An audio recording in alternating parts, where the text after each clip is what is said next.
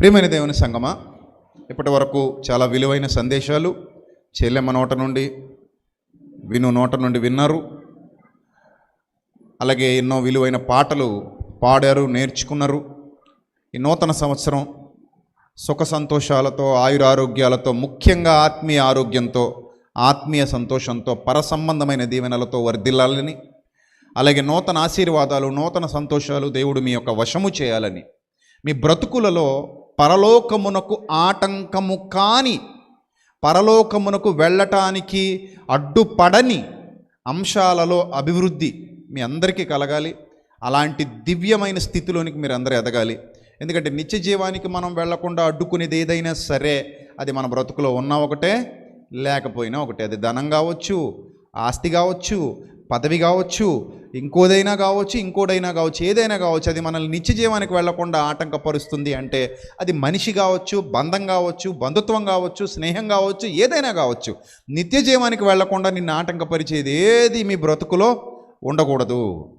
ఏది మన బ్రతుకులో ఉండాలంటే మనకు నిత్య జీవానికి చేరువ కావడానికి, దేవుని సన్నిధికి దగ్గర కావడానికి, పరలోకాన్ని స్వతంత్రించుకోవడానికి, ఈ భూమి మీద సమాధానకరమైన స్థితిలో, సంతోషకరమైన స్థితిలో, ఆనందకరమైన స్థితిలో, ఆయన చిత్తాన్ని నెరవేర్చే గుంపులో ఉంచే విధంగా ఏది మనకు ఉపయోగపడుతుందో అది మాత్రమే మన బ్రతుకులో ఉండాలి. మిగిలినవేవి మన బ్రతుకులో ఉండడానికి వీలు లేదు. మనం గట్టిగా ప్రార్థన చేయాలి. తండ్రి, అలాంటివి ఏవైనా నా జీవితంలో ఉంటే తీసేయి ప్రభువా. నీకు ఆయాసకరమైనది ఏదైనా నాలో ఉన్న దాన్ని ఏం చేసేయి? తీసేయి. నీకు ఆయాసకరమైనది ఏది నా బ్రతుకులోనికి రాకుండా దాన్ని తీసేయి. ఈ నూతన సంవత్సరంలో సరికొత్త ఉద్దేశాలతో నన్ను నడిపించు తండ్రి. నేను రాత్రి చెప్పాను మీ అందరికీ, పూర్వం డైరీ రాసుకునేవారు. డైరీ రాసుకోవటం వల్ల ఒక మంచి బెనిఫిట్ ఏంటంటే మన తప్పులేంటో, మన ఒప్పులేంటో, మనం తీసుకున్న తప్పు నిర్ణయాలేంటో, మనం తీసుకోవాల్సిన మంచి నిర్ణయాలేంటో మనకు అర్థం అవుతాయి. డైరీ రాయడం, దినచర్య రాయడం చాలా మంచిది, అది చాలా మంచి పద్ధతి. కానీ వచ్చిన చిక్కేంటంటే ఉమ్మడి కుటుంబాల్లో కానివ్వండి, లేకపోతే భార్య కానివ్వండి, భర్త కానివ్వండి, పిల్లలు కానివ్వండి, జబ్బు లేని వాళ్ళే ఉండాలి. జబ్బు అంటే ఏంటి? పక్కోళ్ళ డైరీ చదివేద్దామనే జబ్బు. చాలామందికి ఉంటుంది ఆ జబ్బు. ఈ పక్కోళ్ళ డైరీ చదివేద్దామనే జబ్బుగానే ఉందనుకోండి, రాయడానికి మనకి ఎలా ఉంటుంది? ఇబ్బందిగా ఉంటుంది. అంటే నా గురించి నేను రాసుకుంటే మా ఆవిడ చదివేద్దేమో, మా ఆయన చదివేస్తాడేమో, నా పిల్లలు చదివేస్తారేమో, లేకపోతే మా తల్లిదండ్రులు చదివేస్తారేమో, ఇలాంటి ఒక దారుణమైన పరిస్థితి ఉంటుంది. ఆ పరిస్థితి వల్ల చాలామంది ఏం చేయలేకపోతారు? డైరీ రాసుకోరు. కానీ మీకు ఒక సీక్రెట్ చెప్తాను, రాసుకోండి. మీకు మాత్రమే అర్థమయ్యే కోడ్ లాంగ్వేజ్లో రాసుకోండి. అర్థమైందా? అది ఎవరు తీసినా వాళ్ళకి అర్థం కాకుండా మీకు మాత్రమే అర్థమయ్యే విధంగా ఒక కోడ్ లాంగ్వేజ్లో రాసుకోండి. తప్పకుండా మీరు హ్యాపీగా మెయింటైన్ చేయొచ్చు. ఇంకా మీకు ఒక మంచి పాయింట్ చెప్తాను. ఒకవేళ మీకు ఏమైనా వెసులుబాటు ఉంటే గోద్రేజ్ లాకర్స్ అని వస్తాయి. ఆ లాకర్ ఒకటి తీసుకోండి, చిన్నది, అందులో పెట్టేసుకోండి. అంతే, రాసుకోండి, అందులో పెట్టేసుకోండి. ఇంకెవడు ఓపెన్ చేయలేడు. మీ తంబ్ అడుగుతుంది, లేకపోతే మీరు పెట్టుకున్నటువంటి పాస్వర్డ్ అడుగుతుంది. తంబ్ బెటరు పాస్వర్డ్ కంటే కూడా. సో చక్కగా అందులో పెట్టుకోండి. మొత్తం మీద ఏం చేయండి? మీ దినచర్య మీరు రాసుకోండి. అప్పుడు ఏమవుద్దంటే ఈ సంవత్సరం దినచర్య రాసేసిన తర్వాత ఈ సంవత్సరం నేను ఏం చేశానని వెనక్కి తిరిగి చూసుకుంటాం. అంటే అన్నీ గుర్తుండవు కదా, కొన్ని గుర్తుంటాయి తప్పులు, పెద్ద తప్పులు గుర్తుంటాయి, చిన్న తప్పులు గుర్తుండవు. కానీ చిన్న తప్పులు కూడా ఒక్కొక్కసారి పెద్ద పెద్ద ప్రమాదాలను మనకి తెచ్చిపెడుతుంటాయి. చిన్న తప్పులే కానీ వాటి వల్ల పెద్ద పర్యవసానాలని మనం ఎదుర్కోవాల్సి వస్తుంది. చిన్న మాటలే పెద్ద పర్యవసానాలు ఎదుర్కొనేలా చేస్తాయి. చిన్న తప్పటడుగులే పెద్ద పర్యవసానాలను ఎదుర్కొనేలా చేస్తాయి. అందుకే ప్రతిదీ మనం ఎప్పుడైతే రాసుకుంటున్నామో మనకు ఒక ఐడియా ఉంటుంది. నా లైఫ్ ఏంటి, నేను ఏం చేస్తున్నాను, ఏం చేయాలి, ఏం చేయకూడదు, ఎలా ఉండాలి, ఎలా ఉండకూడదు, ఇవన్నీ కూడా ఒక మంచి స్థితిలోకి మనం ఎదగడానికి ఉపయోగపడతాయి. అర్థమవుతుందా? అప్పుడు మీరు పాత వాటిని చూసుకుంటూ, పాత మార్గాలను అబ్జర్వ్ చేస్తూ, కొత్త మార్గాల్లో నీట్గా ప్రయాణం చేస్తారు. ఇప్పుడు ఒక రోడ్లో వెళుతూ ఉంటాం, గొంతు అనేది ఉంది, అందులో పడిపోయి బైక్ స్కిడ్ అయిపోయి పెద్ద దెబ్బ తగిలింది, బతికి బట్టగట్టారు. నెక్స్ట్ అదే రోడ్లో వెళుతున్నప్పుడు మీకు బాగా ఏముంటుంది చెప్పండి? ఏముంటుంది? ఒక గుర్తుంటుంది. ఏమని గుర్తుంటుంది? ఇదే దారిలో గోతులో పడ్డ, దెబ్బ గట్టి తగిలింది, చావబోయి బతిక. కాబట్టి ఈ దారిలో వెళుతున్నప్పుడు ఎలా వెళ్ళాలి? ఇక మీదట చాలా కేర్ఫుల్గా వెళ్ళాలి అని ఒక ఐడియా వస్తుందా రాదా? వస్తుంది. అలాగే మన గతాన్ని మనం పరీక్షించుకుంటున్నప్పుడు గతకాలపు తప్పుల నుండి చాలా పాఠాలు నేర్చుకోగలుగుతాం. గతకాలపు తప్పుల నుండి పాఠాలు నేర్చుకునేవాడు జ్ఞాని. గతకాలపు తప్పులను కంటిన్యూ చేసుకుంటూ వెళ్ళిపోయేవాడు అజ్ఞాని. ఏదైనా సరే ఒక సంఘటన జరిగింది అంటే నా తప్పు ఎంతవరకు ఉంది, ఇందులో నా తప్పు ఎంతవరకు ఉంది, నేనేం చేశాను, అసలు ఈ సంఘటన జరగడానికి కారణం ఎవరు, నేనా కాదా, నేను ఇతరులను ఏమైనా నిందించేస్తున్నానా, పనికిమాలిన పనులన్నీ నేను చేసి అదంతా ఇతరుల మీద వేసేస్తున్నానా, ఇతరులను తప్పుపడుతున్నానా, ఇతరులను చెడ్డ చేస్తున్నానా, ఇతరులను నిందిస్తున్నానా, నేను తప్పు చేశానా, ఇవన్నీ ఎప్పుడు ఆలోచించుకోగలుగుతాం? గతాన్ని విశ్లేషణ చేసినప్పుడు ఆలోచించుకోగలుగుతాం. ఆ విశ్లేషణ చేసే గుంపులో మీరందరూ ఉండాలి. అర్థమైందా? సో ఈ సంవత్సరం మీరు ఈ తీర్మానం తీసుకుంటారా? ఎంతమంది తీసుకుంటారు ఈ తీర్మానం? అది నేను ఇప్పుడు మీకు చెప్పబోయేది అదే. ఈ సంవత్సరం నూతన సంవత్సర తీర్మానాలు. మన క్రైస్తవ్యం నూతన సంవత్సర తీర్మానాలు వదిలేసింది, నూతన సంవత్సర వాగ్దానాల మీద పడింది. అర్థమైందా? నూతన సంవత్సర వాగ్దానాలు ఏటేటా కొత్తగా ఇవ్వడు దేవుడు. నిబంధన స్థిరపరచబడిపోయింది ఆల్రెడీ. పాయింట్ అర్థమైందా నీకు? ఇది నా రక్తము వలనైన క్రొత్త నిబంధన అంటే అందరికీ ఒకటే నిబంధన, యూనివర్సల్ లా అందరికీ ఇచ్చేశాడు. ఇప్పుడు మళ్ళీ ఏటేటా కొత్త వాగ్దానాలు ఏమైనా పరలోకం నుంచి వచ్చి ఇందులో ప్రింట్ చేపిస్తున్నారా?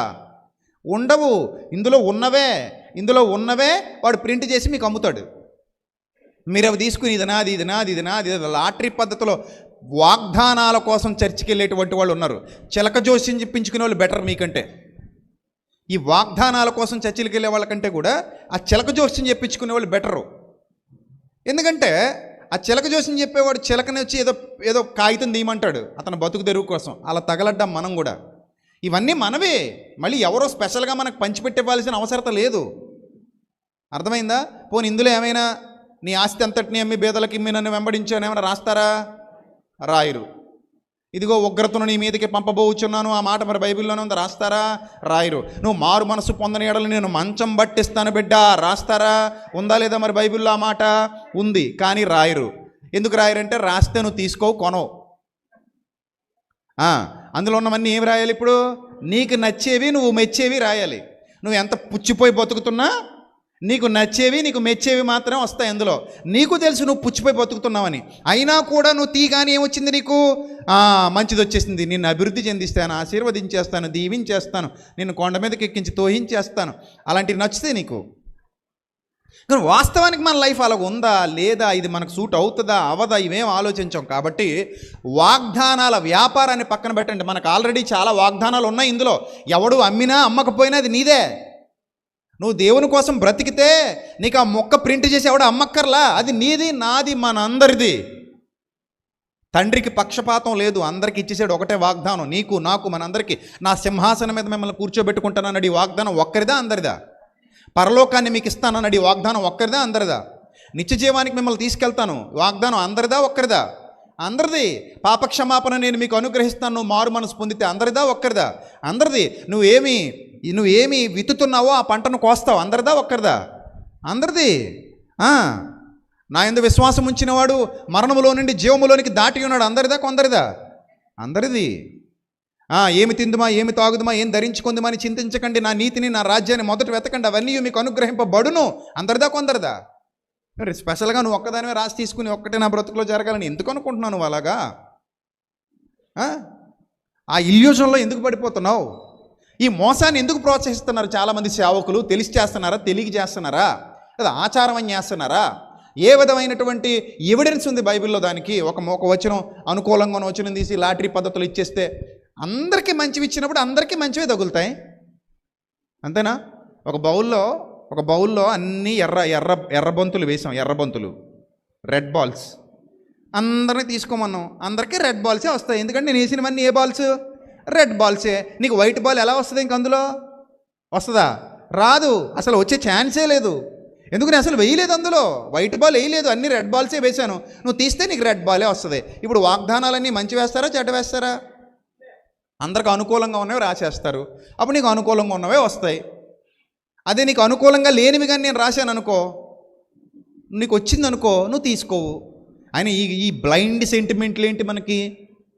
వండర్ఫుల్ కమిట్మెంట్ దేవుడి దగ్గర తీసేసుకున్న తర్వాత బ్లైండ్ సెంటిమెంట్లు ఏంటి?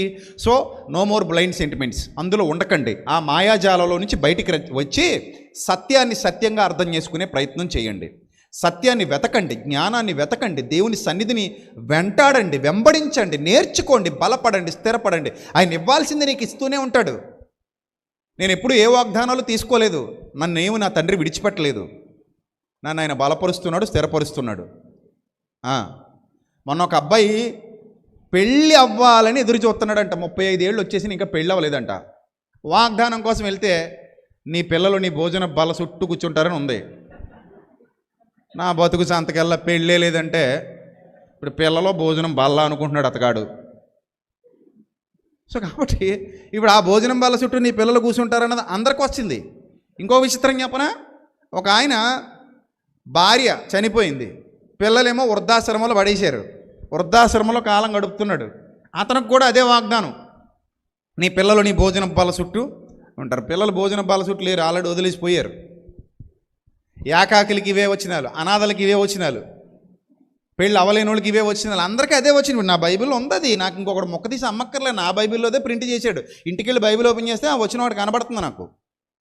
ఆ మొక్క తెచ్చి ఇందులో పెట్టుకుని ఇది నెరవేరాలని మళ్ళీ సంవత్సరం అంతా ప్రార్థన చేయాలి. ఇది ఎక్కడ వింత? అసలు దేవుడు ఒకసారి వాగ్దానం చేసిన తర్వాత మళ్ళీ నెరవేరాలని నేను ప్రార్థన చేయడం ఏంటి? ఆయన ఇచ్చేసాడు కదా. నీకు పిల్లనిచ్చేస్తున్నానని చెప్పాను, వచ్చి పెళ్లి చేసుకోవాలి అంతే, అంతేనా? మళ్ళీ పిల్లలు ఇవ్వాలని సంవత్సరం అంతా ప్రార్థన చేయడం ఏంటి? నీ చుట్టూ తిరగడం ఏంటి? అంతేనా కదా? నా పాయింట్ అర్థం చేసుకోండి. దేవుడు వాగ్దానం ఇచ్చేసాడు నీకు, మళ్ళీ సంవత్సరం అంతా అది అట్టే పెట్టుకుని ప్రార్థన చేసే పనే ఉంది, ఇచ్చేసాడు కదా. సో కాబట్టి కొన్ని మనవి కావు, కొన్ని ఏమో పాత నిబంధన భక్తులు ఉంటాయి, కొన్ని మనం ఉంటాయి. ఏది పడితే తీసేసుకుని కలగబొలగం చేసి మనం రాసేసుకుని పూసేసుకుని తిరుగుదామంటే కుదరదు. సత్యాన్ని సత్యంగా అర్థం చేసుకోండి, సందర్భానుసారంగా బైబిల్ చదవడం నేర్చుకోండి. వాగ్దానాలు యూనివర్సల్గా మనకు ఉన్నాయి. ఆయన మనల్ని విడువడు, ఎడబాయుడు. మన వాగ్దానాలు మనకి ఎప్పటికీ అలాగే ఉంటాయి. నువ్వు దేవుని కోసం బ్రతుకు, అవన్నీ వచ్చి నీ ఒడిలో పడతాయి. నీకు ఎవడో రాసి వక్కర్లేదు, అవి ఖచ్చితంగా వచ్చి నీ ఒడిలో పడతాయి. చెప్తుంది బైబిల్, చెప్తుంది, రాసి పెట్టుకో. ఆ వాగ్దానాలన్నీ నీవి, అవి ఎవ్వడూ నీ యొద్ద నుండి దొంగిలించలేడు. అర్థమైందా? నిన్ను హెచ్చిస్తాడు, దీవిస్తాడు, ఆశీర్వదిస్తాడు, బలపరుస్తాడు, సంరక్షిస్తాడు, పోషిస్తాడు, స్వస్థపరుస్తాడు, శక్తినిస్తాడు, బలాన్ని ఇస్తాడు, ఉన్నత శిఖరాల మీద నిలబెడతాడు. నిజాయితీ, నీతి ఆయన ఎదుట కాపాడుకో, యథార్థంగా భక్తి చేయి, నమ్మకంగా ఉండు, నీ యొక్క నమ్మకత్వాన్ని ప్రదర్శించు. ఆయన నిన్ను త్రోసివెయ్యడు. కాబట్టి ఇది వాగ్దానాలు తీసుకునే సమయమా, తీర్మానాలు చేసుకునే సమయమా? అసలు వాగ్దానాలు నెరవేరాలంటే నీ బ్రతుకులో తీర్మానాలు ఉండాలి. తీర్మానాలు లేకపోతే వాగ్దానాలు ఉండవు బిడ్డ, నెరవేరవు. ఆ వాగ్దానాలు కూడా యూనివర్సల్ వాగ్దానాలు. ఈ యూనివర్సల్ వాగ్దానాలు నెరవేరాలన్నా కూడా నీ బ్రతుకులో, నా బ్రతుకులో ఏముండాలి? తీర్మానాలు ఉండాలి. దేవుని కొరకు చక్కటి తీర్మానం తీసుకోవాలి. ఈ సంవత్సరం ప్రభువా, నాకు ఇవ్వబడిన ఈ సంవత్సరం నేనేమి చేయగలను? అసలు నేనేం చేశాను? గతంలో 1 ఇయర్ దాటేసి వచ్చాను, 365 రోజులు మింగేశా, ఏం చేసి వచ్చా? ఇప్పుడు రాబోయే రోజుల్లో ఏం చెయ్యగలను? ఇది కదా మనం ఆలోచించాల్సింది. దాన్ని తీర్మానం అంటారు, వాగ్దానం అనరు. వాగ్దానం దేవుడు చేస్తాడు, తీర్మానం నువ్వు తీసుకోవాలి. నువ్వు తీర్మానం చేస్తే ఆయన యూనివర్సల్ వాగ్దానాలు అందరి ఎడలా సమానంగా నెరవేరుస్తాడు. వర్షం అందరికీ సమానం, దేవుడే కురిపిస్తాడు. సూర్యుడు, వెన్నెల అన్నీ సమానం, దేవుడే పంపిస్తాడు. అలాగే ఆశీర్వాదం దేవుడిస్తే ఎవరికైనా ఒకలాగే ఉంటుంది. ఆయన నిన్ను ఆశీర్వదించగల సమర్థుడు. ఆయన నిన్ను విడువడు, ఎడబాయుడు. విడువడి ఎడబాయుడన్న మాట నీకొక్కడికేనా? నీకొక్కదానికేనా? నాకు రాదా అది? ఇంకొకరికి ఇవ్వడానికి అవకాశం లేదా? అది ఇస్తాడు. కాబట్టి మన బ్రతుకుతో ఆయనను సంతృప్తి పరిస్తే ఆయన మనకు తెలియకుండానే ఎన్నో మేలులు మన బ్రతుకుల్లో జరిగిస్తాడు. అందుకే నీవు చేసిన ఉపకారములకు నేనేమి చెల్లింతును అన్నాడు భక్తుడు. నీవు చేసిన ఉపకారములకు నేనేమి చెల్లింతును? ఎన్ని ఉపకారాలు తండ్రి నా బ్రతుకులో జరిగించావు? 1, 2 వేలల్లో, వందల్లో నా బ్రతుకుల్లో నీవు చేసినటువంటి ఉపకారాలు కొట్టొచ్చినట్టు కనబడుతున్నాయి. అప్పుడు నా తీర్మానమే జరగాలి తప్ప నీ వాగ్దానం కోసం నేను మోసపూరితమైన మార్గాలలోనికి వెళ్ళకూడదు. మనందరికీ తెలుసు, అయినా కూడా కొన్ని సందర్భాల్లో మనకి బుర్ర పనిచేయదు. మంచివన్నీ రాశారు, కొట్లో అమ్మే తెచ్చారు ఆ వాగ్దానాలు.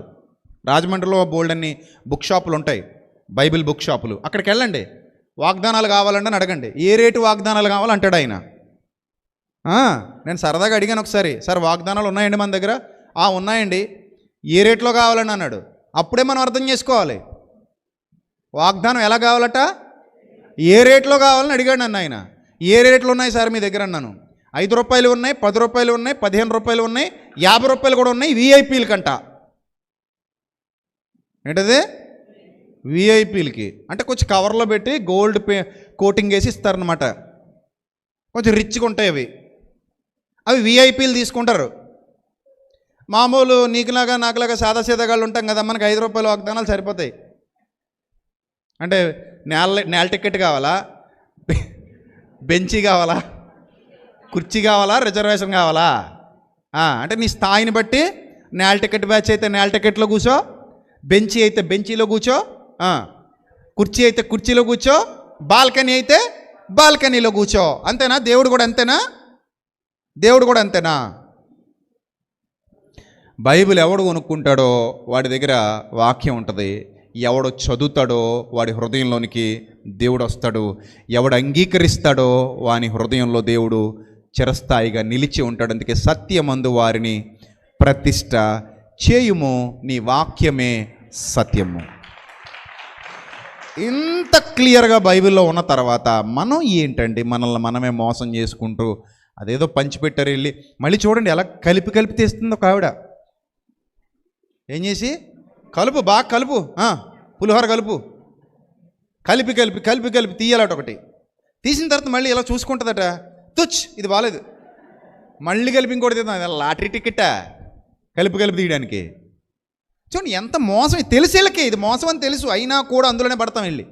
కాబట్టి నా మాట వినండి, వాగ్దానం ఒకడు మనకు అమ్మేది కాదు, దేవుడు మనకు ఫ్రీగా ఇచ్చేది. అది నీ తీర్మానం మీద ఆధారపడి ఉంటుంది. తీర్మానం లేని చోట వాగ్దానం పని చెయ్యదు. Get my point. తీర్మానం లేని చోట వాగ్దానం పని చెయ్యదు. మారు మనసు లేదు, రక్షణ రాదు. మారు మనసు లేదు, క్షమాపణ రాదు. బాప్తిస్మం పొందలేదు, నిత్య జీవానికి వెళ్ళలేవు.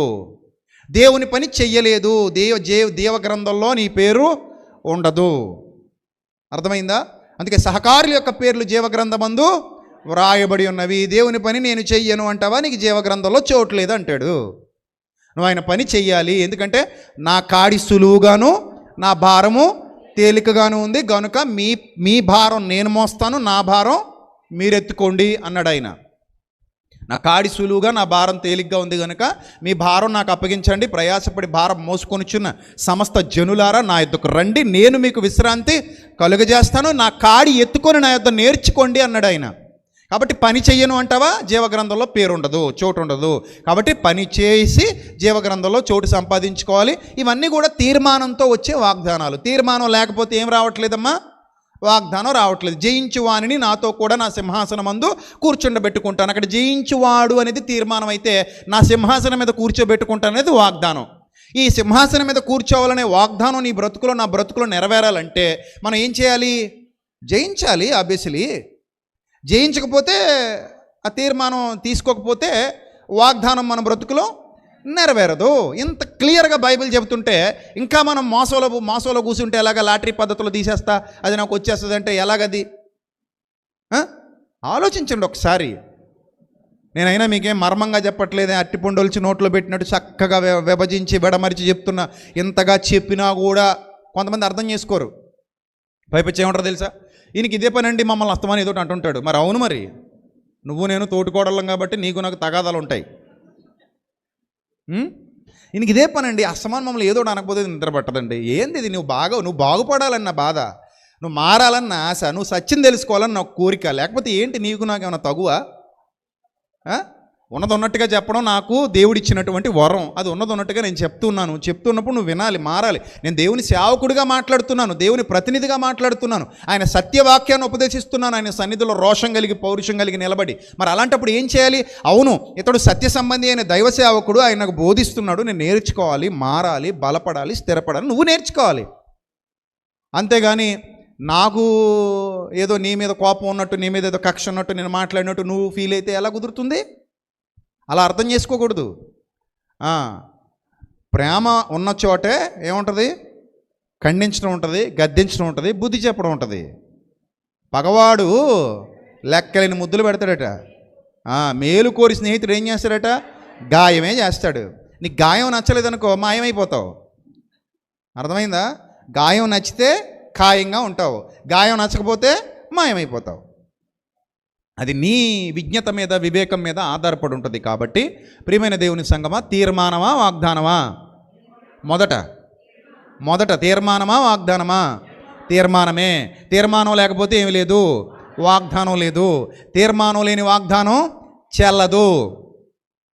తీర్మానం లేని వాగ్దానం చెల్లదు. ఇంకొక ఎగ్జాంపుల్ చెప్పనా? ఒక ఆవిడ కొత్త సంవత్సరం ప్రార్థనకి వెళ్తున్నానని బంధువులు ఆవిడ ఇంటికి వస్తే తీసుకొచ్చిందట. ఆవిడకి మారు మనసు లేదు, రక్షణ లేదు, ఏమీ లేదు, ఇంకా బాప్తిస్మో లేదు, బతుకులో మార్పు లేదు, ఇంకా పాపంలోనే ఉంది. అలాంటి దుస్థితిలో పడుందట ఆవిడ. అలాంటి దుస్థితిలో పడున్న ఆవిడని తీసుకొచ్చిందట. తీసుకొస్తే ఆవిడకు కూడా వాగ్దానం వచ్చేసిందట. ఏమని?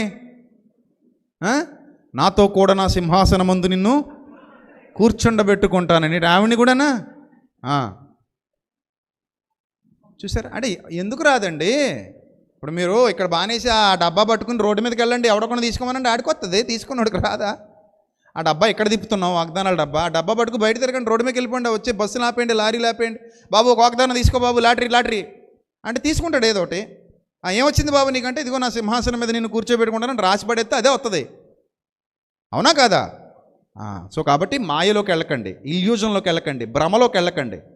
సత్యంలో నిలబడండి, సత్యాన్ని అర్థం చేసుకోండి. ఈ సేవకుడు ఏం బోధిస్తున్నాడో అని ఒకసారి మనసు పెట్టి వినండి, మీరు మారిపోతారు. ఈ ప్రసంగం వింటే వాళ్ళు మారిపోతారు, మనసు పెట్టి వింటే. కానీ వినరు కాబట్టే ఇంకా అలాగా మాయలో కొట్టుకుపోతారు.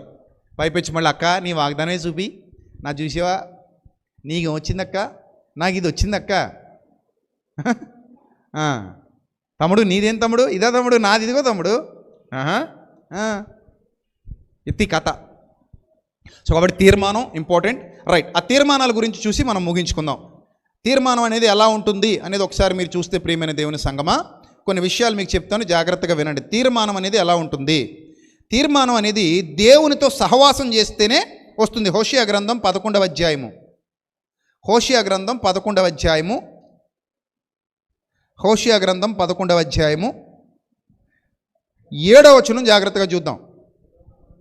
హోషియా గ్రంథం 11వ అధ్యాయము 7వ వచనం.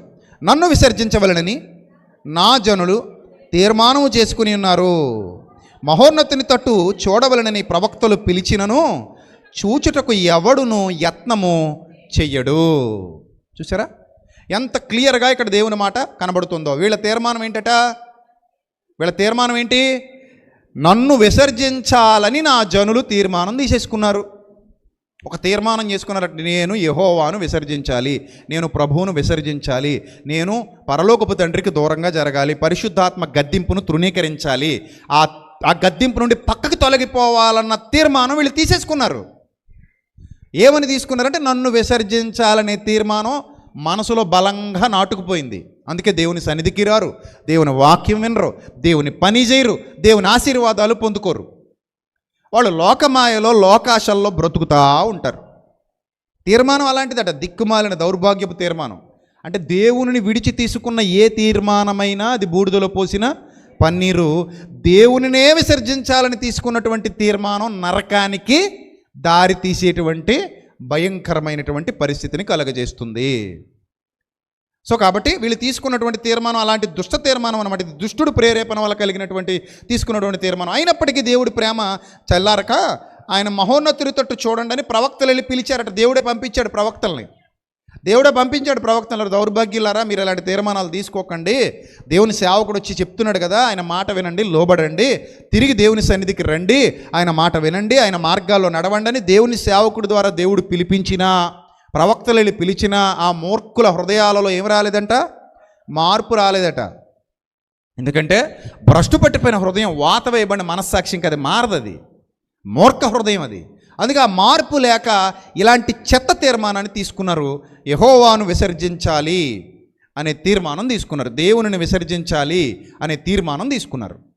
నష్టమా లాభమా? ఇప్పుడు పనికి మాలిన తీర్మానం. మరి ఎలా ఉండాలి తీర్మానాలు? చూడండి ఒకసారి జాగ్రత్తగా బైబిల్ గ్రంథాన్ని పరిశీలన చేస్తే దేవుని తీర్మానాలు అర్థం చేసుకోవడం ద్వారానే మనం ఏదైనా తీర్మానం తీసుకోగలుగుతాం. దేవుని తీర్మానాలు అర్థం చేసుకోవాలి అంటే ఏంటి? ముందుగా దేవుని వాక్యం మనకి అర్థం కావాలి. దేవుని వాక్యం అర్థమైన వాడు చక్కటి తీర్మానం తీసుకుంటాడు. దేవుని వాక్యం అర్థం కానివాడు చక్కటి తీర్మానం ఎప్పటికీ తీసుకోలేడు. ఒకరోజు ఒకడు చర్చిలో పాస్టర్ గారు అడిగారట, నాయన ఈ సంవత్సరం ఏం తీర్మానం తీసుకున్నావు నాయన? ఎలా అయినా సరే కృపను నా సొంతం చేసుకోవాలని తీర్మానం తీసుకున్నాడని అన్నాడట. కృప అంటే ఏ కృపనైనా దేవుని కృప అనుకున్నారా? దేవుని కృప కాదు, డి కృప. అంటే డి అంటే వాళ్ళ ఇంటి పేరు. ఈ సంవత్సరం ఆడు తీసుకున్న తీర్మానం ఏంటట? డి కృపను ఎలాగైనా సరే ఆడు సొంతం చేసుకోవాలంటే పెళ్లి చేసుకోవాలని తీసుకున్నట్టు తీర్మానం. అసలు అది అలా తీర్మానం అంటారు దాన్ని? దేవుని సన్నిధిలో తీసుకోవాల్సినటువంటి తీర్మానములు అలాంటివి కావు. సో కాబట్టి చూడండి జాగ్రత్తగా, దేవుని సన్నిధిలో ఒక తీర్మానం చేసుకోవాలి అంటే ఖచ్చితంగా దేవునికి విధేయత చూపించే మనస్తత్వం ఉండాలి. అలాగే సత్యాన్ని అర్థం చేసుకోగలిగే జ్ఞానం, వివేకం ఉండాలి. ముందుగా సత్యం పట్ల ఒక అవగాహన ఉండాలి. సత్యాన్ని నేర్చుకోవాలి. అర్థమైందా? సత్యాన్ని నేర్చుకోవాలి, సత్యం పట్ల ఒక అవగాహన ఉండాలి. చూద్దాం ఒకసారి బైబిల్ గ్రంథాన్ని చూస్తే ఇర్మియా గ్రంథం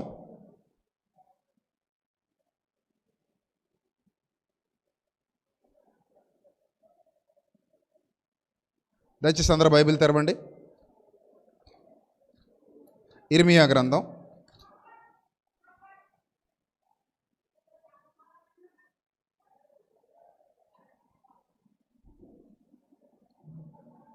1వ అధ్యాయము. ఇర్మియా గ్రంథం 1వ అధ్యాయము.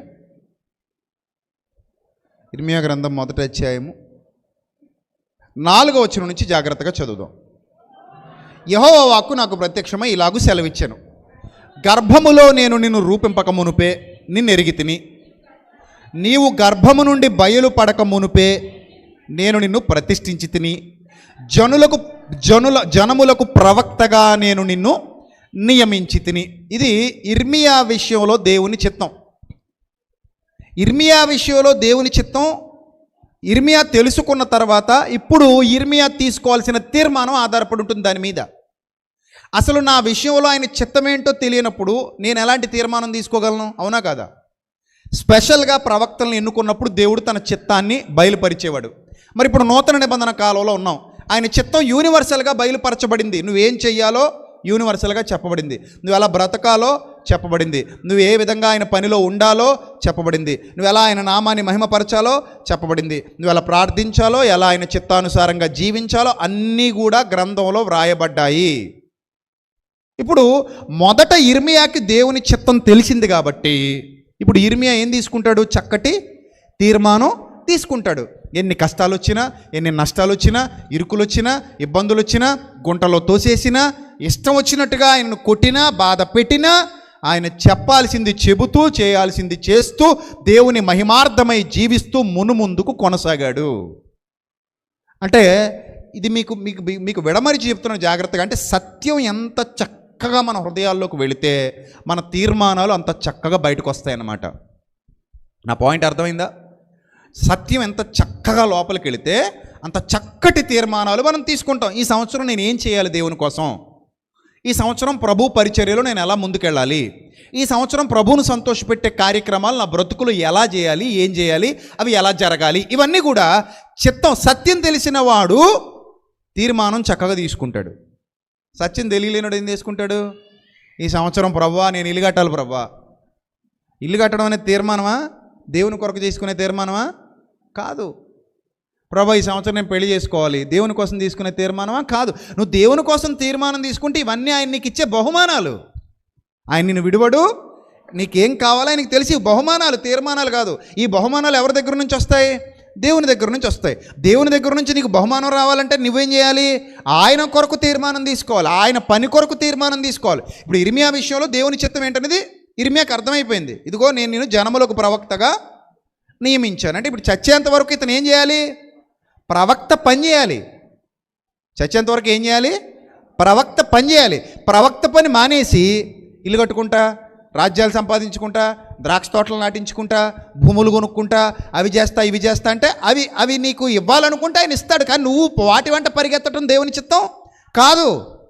నీకు అవసరం అనుకుంటే నీకు ఇల్లు ఆయన కట్టి పెడతాడు, నువ్వు ఆయన పని చేయి. నీకు అవసరం అనుకుంటే నీకు ఏది ఇవ్వాలో ఆయన ఇస్తాడు, బహుమానం అది నువ్వు ఆయన తీర్మానం తీసుకుని నువ్వు ఆయన పని చేయి. ముందు ఆయన చిత్తం తెలుసుకో, ఆయన చిత్తానుసారంగా జీవించడం నేర్చుకో. ఈ సంవత్సరం నేను ఆయన పని ఎలా చేయాలని ఆలోచించు. దానికోసం ఏం తీర్మానం తీసుకుంటావో దాన్ని చెప్పు. అది మానేసి నీ కోరికలు చెబితే ఎలాగా? నా పాయింట్ మీకు అర్థమవుతుందా లేదా? తీర్మానానికి బహుమానానికి చాలా తేడా ఉంది. తీర్మానం ద్వారా బహుమానం నీ జీవితంలోకి రావాలి తప్ప బహుమానమే తీర్మానం అనుకోకూడదు. నువ్వు బహుమానం కొరకు తీర్మానం తీసుకోవడం అనేది వాస్తవం, వాక్యానుసారం కాదు. ఈ సంవత్సరం ఎలాగైనా కృపను సంపాదించుకోవాలన్నట్టు ఉంటుంది. అది వాడు దుర్మార్గుడు, మూర్ఖుడు, అజ్ఞాని. అర్థమైందా? సో అది కాదు అసలు. అదే అలాంటి లోక సంబంధమైన భావజాలం చచ్చిపోవాలి, ఆ అజ్ఞానపు భావజాలం చచ్చిపోవాలి. సో కాబట్టి జ్ఞానాన్ని నేర్చుకునేటప్పుడు మనం ఎంత చక్కగా చూడండి, ప్రతి విషయాన్ని జాగ్రత్తగా అర్థం చేసుకోవాలి. సామెతల గ్రంథం 19వ అధ్యాయం 21వ వచనం. సామెతల గ్రంథం 19వ అధ్యాయం 21వ వచనం ఒకసారి చూడండి. నరుని హృదయంలో ఆలోచనలు ఎన్ని పుడతాయట? అనేకములుగా పుట్టును. సామెతల గ్రంథం 19:21. నరుని హృదయంలో ఆలోచనలు అనేకములుగా పుట్టును. 1, 2, 100 అనుకుంటాం మనం. 100 అనుకుంటాం. ఏం అనుకున్నారో మీరు? సీఎం అయిపోవాలనుకున్న వాళ్ళు ఉన్నారు ఇక్కడ, ఎమ్మెల్యే అయిపోవాలనుకున్న వాళ్ళు ఉన్నారు. అనుకున్నావా? బోల్డ్ నీ ఇష్టం. ఇంకా అనుకోవడానికి ఏముంది, అడ్డు అదుపు ఏమీ లేదు కదా, ఏదైనా అనుకోవచ్చు. మా ఊరికి ప్రెసిడెంట్ అయిపోవాలనుకుంటావు, అంతేనా? లేదా పెద్ద హీరోయిన్ అయిపోవాలనుకుంటావు, లేదా పెద్ద హీరో అయిపోవాలనుకుంటావు. అది చేసేద్దాం, ఇది చేసేద్దాం, అలా చేసేద్దాం, ఇలా చేసేద్దాం, ఆ ఉద్యోగం సంపాదించేద్దాం, ఈ ఉద్యోగం సంపాదించేద్దాం. చిన్నప్పుడు స్కూల్లో అడగండి చూడండి, పిల్లల్ని పిలిచి ఏమవుతారా? ప్రతోడు లాయరు, డాక్టరు, కలెక్టరు ఇదే చెప్తారు వీళ్ళు. ఎవరే ఎడరు, అందరూ కొందరు అవుతారు. కానీ చెప్పేందుకు మాత్రం ఏమని చెప్తారు? అమ్మాలా ఏమవుతావు అమ్మ లత? నేను ఐఏఎస్ ఆఫీసర్ అవుదాం అనుకుంటున్నాను అండి. నువ్వేమవుదాం అనుకుంటున్నావు? నేనండి ఐపీఎస్ అవుదాం అనుకుంటున్నానండి. నువ్వేమవుదాం అనుకుంటున్నా? నేను కలెక్టర్ అయిపోదాం అనుకుంటున్నానండి. నేనేమో డాక్టర్ అయిపోదాం అనుకుంటున్నానండి. మా ఊళ్ళో పెద్ద హాస్పిటల్ పెడేద్దాం అనుకుంటున్నానండి. అందరూ ఇలాంటివి చెప్తుంటారు. అంటే ఇప్పుడు నీ పాయింట్ ఏంటంటే, నువ్వు అనుకునే 100 అనుకోవచ్చు, కానీ చివరికి ఎవరి తీర్మానం స్థిరంగా ఉంటుందట? యెహోవా తీర్మానం స్థిరమట. దేవుడు ఇచ్చేదే నీకు వస్తుంది. అంటే అప్పుడు దాన్ని బట్టి ఏం చేయాలి? దేవుని తీర్మానమే స్థిరమైనప్పుడు ఆయన కొరకు పని చేయడానికి నేనేం చేసుకోవాలి? అది కథ. పాయింట్ అర్థమైందా నీకు? ఆయనదే స్థిరమైనప్పుడు నేను ఆయన పనిలో ఉండే విధంగా తీర్మానం తీసుకుంటే ఆయన నాకు ఇచ్చేదాన్ని ఎవడ ఆపలేడుగా. ఇంకా ఇచ్చేది ఆయనేగా, వచ్చేది ఆయన దగ్గర నుంచేగా, వచ్చేది ఆయన దగ్గర నుంచే, ఇచ్చేది ఆయనే, ఇంకెవరు ఆపలేరు దాన్ని. కాబట్టి నేను ఎంత క్లారిటీ కలిగి ఉండాలో చూడండి. ఈరోజు చాలామంది క్లారిటీ లేదు. ఒక పాట పాడతారు, ఎన్ని తలచినా ఏది అడిగినా జరిగేది నీ చిత్తమే ప్రభువా, జరిగేది నీ చిత్తమే. నీ వాక్కుకై వేచి ఉంటిని, నా ప్రార్థన ఆలకించుమా ప్రభువా, నా ప్రార్థన ఆలకించుమా. అంటే ఎన్ని తలిచినా ఏది అడిగినా జరిగేది నీ చిత్తం. అంటే చివరికి నీ తీర్మానమే స్థిరం. అవునా కదా? నీ తీర్మానమే స్థిరం. ఏదో అడిగేస్తాం, ఏదో చేసేద్దాం అనుకుంటాం, కానీ అది అవ్వదు. ఏదో ఊహించేసుకుంటాం, కానీ అది అవ్వదు. అంటే చివరికి దేవుని తీర్మానమే స్థిరం అన్న విషయం నీకు అర్థమైనప్పుడు, నువ్వు తీసుకునే తీర్మానం ఆయనకు అనుకూలంగా ఉంటే ఆయన చిత్తం నీ బ్రతుకులో ఖచ్చితంగా ఏమవుతుంది? జరుగుతుంది. దావీదు దేవుని కొరకు బ్రతికాడు, దేవుడు రాజుని చేశాడు. యోసేపు దేవుని కొరకు బ్రతికాడు, చక్కటి తీర్మానాలు తీసుకున్నాడు. దేవుడు ఐగుప్తు దేశంలో ఉన్నత శిఖరాల మీద నిలబెట్టాడు. సో నువ్వు చక్కటి తీర్మానాలు తీసుకోవాలి. ఇప్పుడు సౌలు తీర్మానం తీసుకున్నాడు, అరే నాయన బలంగా ఉన్నవన్నీ పట్టుకొచ్చేయండి రా అన్నాడు. బలంగా ఉన్నవన్నీ పట్టుకొచ్చేయండి అన్నాడు. తీర్మానమే అది. కానీ యెహోవా తీర్మానానికి విరోధమైన తీర్మానం అది. యెహోవా తీర్మానం ఏంటి? నాయన ఏమీ తెచ్చుకోవద్దు, వాటికి ఆశపడొద్దు, వద్దు మనకి అని దేవుని తీర్మానం. అయితే ఇతడు దేవుని తీర్మానానికి వ్యతిరేకంగా తీర్మానం తీసుకొని పైపెచ్చి మళ్ళీ ఏమంటాడు తెలుసా? నిలదీసి అడుగుతుంటే ఏమంటాడు తెలుసా? నీకు బలి ఇవ్వడానికే తెచ్చామంటాడు. ఆయన తీర్మానానికి వ్యతిరేకంగా పనిచేస్తూ, ఆయన తీర్మానానికి వ్యతిరేకంగా నీ సొంత తీర్మానాలు తీసుకుంటూ, ఇదంతా నీ కోసమే చేశానని గాలి మాటలు చెప్తే ఆయన నమ్మేసి నీ నీ ట్రాన్స్లో పడిపోయేంతటి చిన్నవాడైతే కాదు కదా. ఆయన జ్ఞాని కదా. ఆయనను ఎవడు మోసగించగలడు? ఆయనను ఎవడు మాయ చేయగలడు? ఆయనను ఎవడు తప్పు దారిలోనికి నడిపించగలడు? కనుక ఆలోచించండి. దేవుని యొక్క తీర్మానమే స్థిరము అన్నప్పుడు నీ తీర్మానం ఆయన చిత్తానుసారంగా ఉండాలి. ఆయన చిత్తానుసారంగా ఉండాలంటే నువ్వు ఆయన జ్ఞానాన్ని ఏం చేసుకోవాలి? సొంతం చేసుకోవాలి. చూడండి, దినవృత్తాంతాలు 2వ గ్రంథం 2వ అధ్యాయం 1వ వచనం. దినవృత్తాంతాలు 2వ గ్రంథం చాలా బాగుంటుంది ఈ మాట. 2వ అధ్యాయం 1వ వచనం. అందరూ తీసి చూడండి బైబిల్. దినవృత్తాంతాలు 2వ గ్రంథం 2వ అధ్యాయము 1వ వచనం. తీసారా? చదవండి. సొలొమోను యెహోవా నామ ఘనత కొరకు ఒక మందిరము, తన రాజ్య ఘనత కొరకు ఒక నగరు కట్టవలనని తీర్మానము చేసుకొని ఏం చేసుకున్నాడట? తీర్మానం చేసుకున్నాడట. ఏంటట? దేవుని మందిరము, దేవుని నామ ఘనత కొరకు ఒక మందిరం కట్టాలి. నేను దేవుని నామ ఘనత కొరకు ఒక మందిరం కట్టాలి. అది తీర్మానం. నీ రాజ్య సింహాసనం స్థిరంగా నిలబడుతుంది. వాగ్దానం.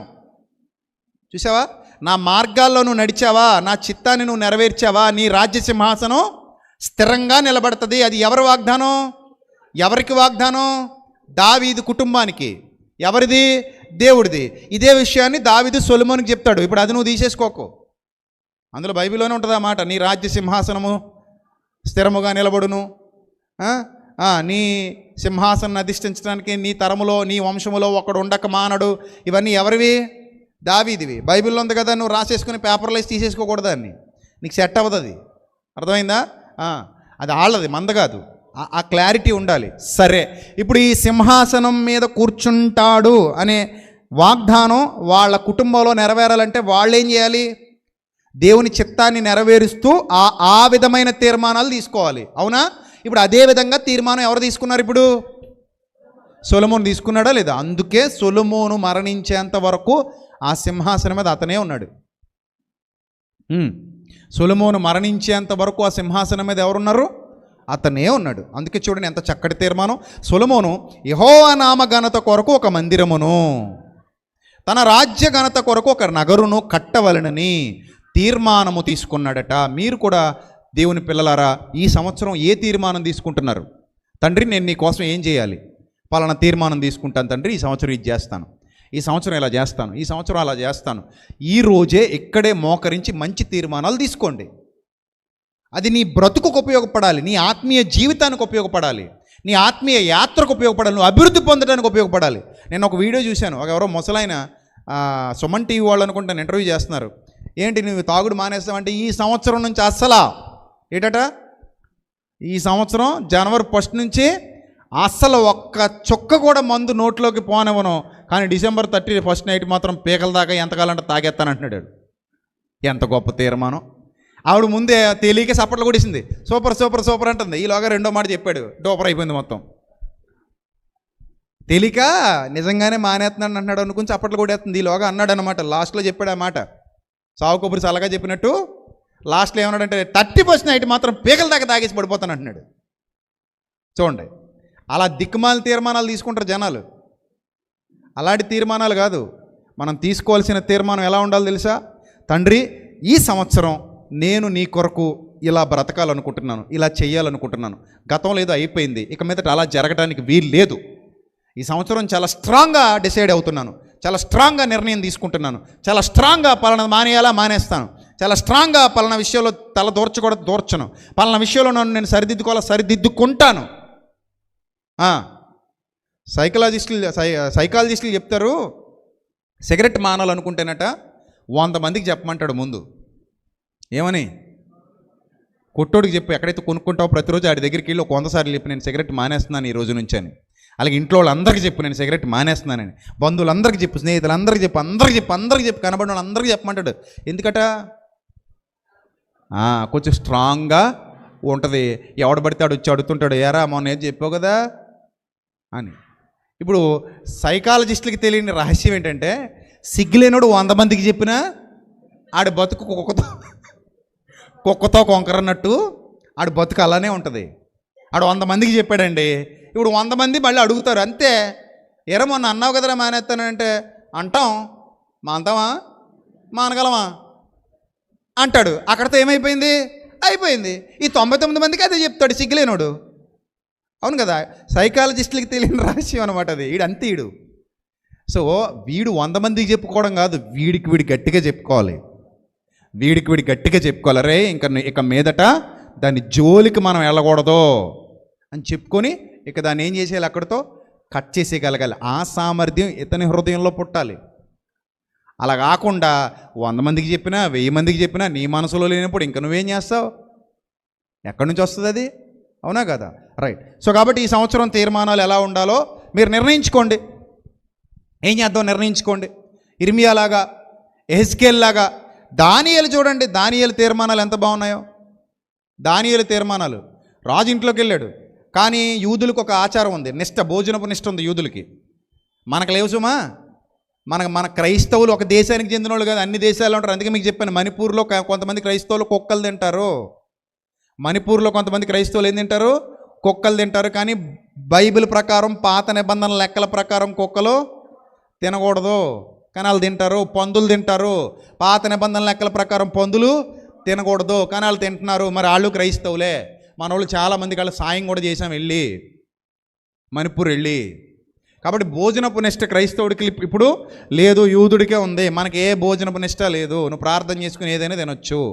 కానీ దానియేలుకు ఉన్నప్పుడు దానియేలు ఏం చేశాడు తెలుసా?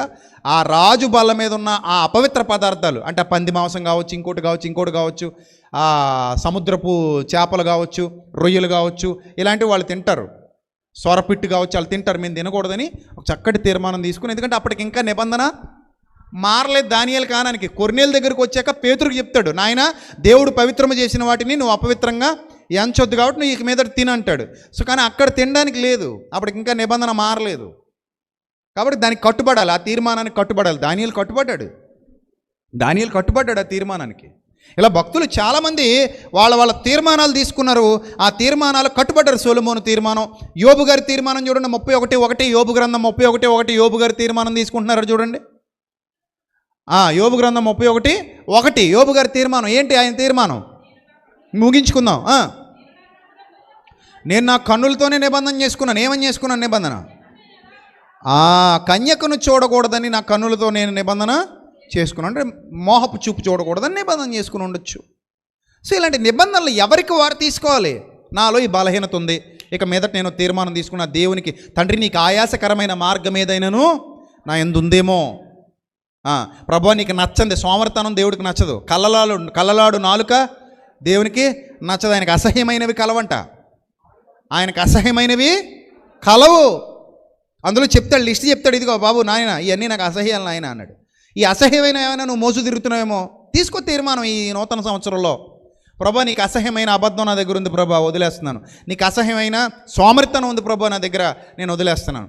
దేవుని పని అంటే పారిపోతాను ప్రభా, యెహోవా పని అశ్రద్ధగా చేయవాడు శాపగ్రస్తుడు. ఆ దుష్టబుద్ధి ఉంది ప్రభా నాలో, వదిలేస్తాను. నీకు ఇవ్వడానికి ఏడుస్తాను ప్రభా, నీ పని అంటేసరికి వెనక్కి పారిపోతాను ప్రభా, ఆ దుష్టబుద్ధి ఉంది ప్రభా నాలో. అన్నీ నీ దగ్గర నుంచి పొందుకుంటాను కానీ నీ పనికి నేను సహాయం చేయను. అన్నీ నీ దగ్గర నుంచి తీసుకుంటాను కానీ నీ పనికి ఇవ్వడానికి నా చేతులు ముందుకు రావు. సమస్తం నీ దగ్గర నుంచే పొందుకున్నాను. చివరికి జీవం కూడా నువ్వు ఇచ్చిందే, పరలోకం కూడా నువ్వు వాగ్దానం చేసిందే, పాపక్షమాపణ నువ్వు ఇచ్చిందే. కానీ సువార్త ప్రకటనకు వెళ్ళమంటే, సువార్త పరిధికి సహకరించమంటే నేను ముందుకు రాలేను. ఇలాంటి దుష్టబుద్ధి ఉందేమో నీలో ప్రభా, ఈ సంవత్సరం దాన్ని తొలగించుకుంటాను. నా కలిమిలో నుండి నేను నీ పని చేస్తాను. మంచి నిర్ణయాలు, మంచి తీర్మానాలు తీసుకోవాలి. నువ్వు ఏం చేయగలవు ఆ తీర్మానం తీసుకో. ప్రభా నీ కోసం పని చేస్తా, నీ కోసం కష్టపడతా, నీ నామాన్ని మహిమపరుస్తా, నీ చిత్తాన్ని నెరవేరుస్తా. నీకు ఆయాసకరమైనటువంటి దుష్ట లక్షణాలు నాలో ఉన్నాయేమో వాటిని వదిలేస్తా. తీసుకో తీర్మానం, తీసుకో. ఏం వదిలేయాలో తీసుకో తీర్మానం. ఏం వదిలేస్తే బాగుంటుందో తీసుకో. ఇప్పుడు కొన్ని సందర్భాల్లో డాక్టర్లు కొన్ని వదిలేయమని చెప్తారు, అవునా కదా? ఇక్కడ అందరికీ స్వీట్లు అంటే ఇష్టమే. అర కేజీ జిలేబీ పందాలు వేసిన వాళ్ళు ఉన్నారు, కేజీ జిలేబీ పందాలు వేసిన వాళ్ళు ఉన్నారు. చిన్నప్పుడు ఉన్నారు లేదా? కేజీ స్వీట్ తినేస్తానని పందాలు కట్టిన వాళ్ళు తినేసిన వాళ్ళు ఉన్నారు. 2 బిర్యానీలు 3 బిర్యానీలు తినేస్తానని పందాలు కట్టి తినేసిన వాళ్ళు ఉన్నారు. సో ఇవన్నీ మన చిన్నతనం నుంచి అలవరుచుకున్నవి, చేసిన చిలిప్ పనులు అనుకోండి. కాసేపు షుగర్లో బీపీలు వచ్చాక ఇప్పుడు కడతావు ఇటు పందాలు. బీపీ ఫుల్గా పెట్టుకొని 3 బిర్యానీలు తింటారని పందెం కట్టావనుకో పోతావు. షుగర్ ఫుల్ పెట్టుకొని 2 కేజీలు జిలేబీ తింటారని పందెం కట్టావనుకో పోతావు.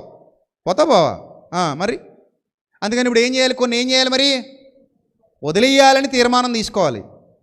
అందుకే ఎవరైనా టీ ఇస్తే టీ ప్రియుడు కూడా ఏమంటాడు తెలుసా, షుగర్లెస్ ఇవ్వండి మేడం అంటాడు. ఎందుకు, లోపల షుగర్ బ్యాటరీ పెట్టుకున్నాడు కాబట్టి. బాగా బీపీ ఉన్నాడు ఏమంటాడు, మసాలాలు తగ్గించిన ఆయన, ఉప్పు కారాలు తగ్గించు, వాటర్ ఎక్కువ తాగు అని చెప్తుంటారు డాక్టర్లు. ఇవన్నీ తగ్గించిన ఆయన అంటారు. సో ఇప్పుడు కొలెస్ట్రాల్ బాగా ఎక్కువ ఉందనుకో, కొలెస్ట్రాల్ ఉన్నోడు చెప్తాడు, బాబా ఆయిల్ ఫుడ్ తగ్గించు, స్వీట్లు తగ్గించు, ఇవన్నీ తగ్గించు, లేదంటే పోతావు అని చెప్తాడు.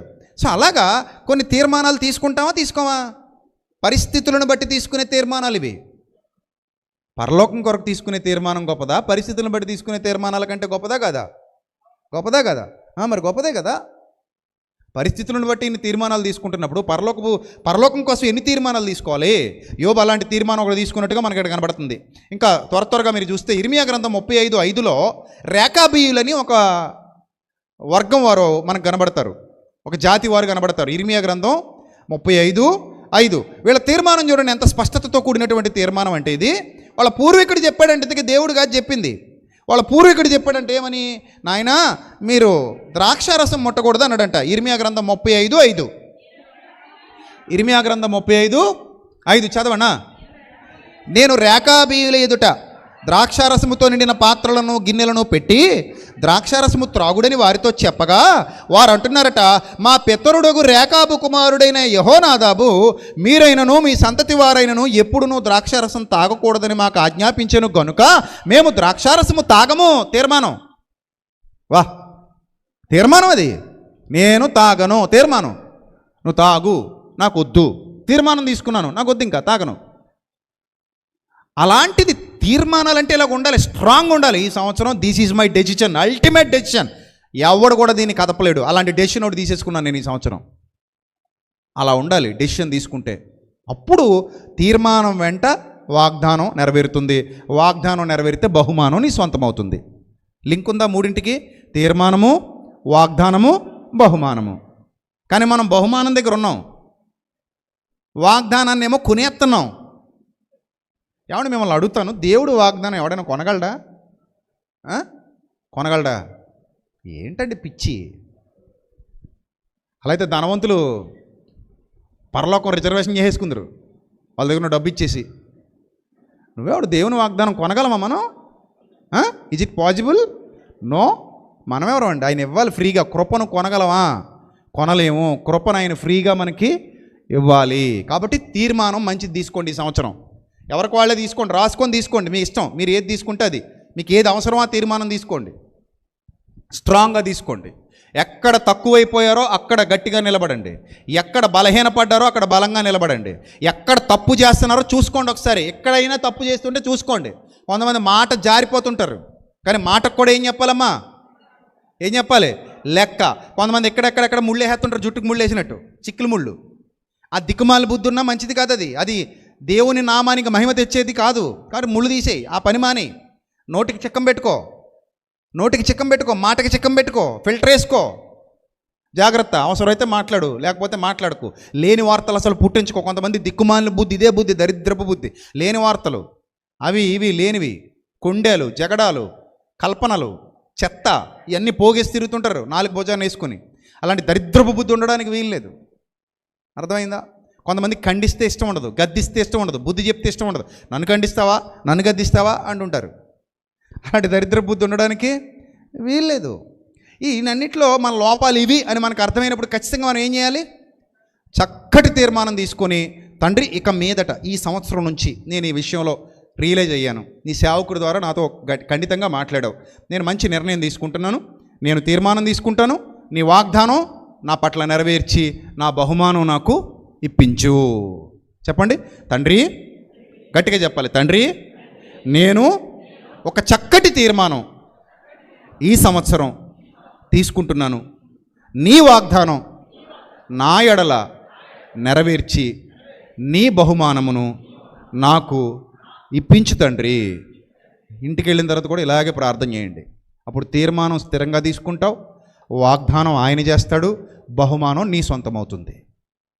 అర్థమవుతుందా? తీర్మానం నీది, వాగ్దానం ఆయనది, బహుమానం నీది. ఈ ప్రాసెస్ లాగే జరగాలి. పద్ధతే. Rule is rule for all. పద్ధతి తప్పితే పనులు జరగవు. పని ఏది జరగాలన్నా ఎలా జరగాలి? ఒక పద్ధతిలో జరగాలి. నేను అనుకుంటాను చాలా సందర్భాల్లో ఎంత క్లిష్టమైన సమస్య అయినా సరే దేవుడు ఎంటర్ అయితే అది చిటికలో తీసినట్టు పోద్ది. చిన్నగా 2-3 చెప్పి ముగిస్తాను. అబీగయిల్ అని ఒక అందమైన అమ్మాయి ఉంది. ఒక దరిద్రుడిని పెళ్లి చేసుకుంది.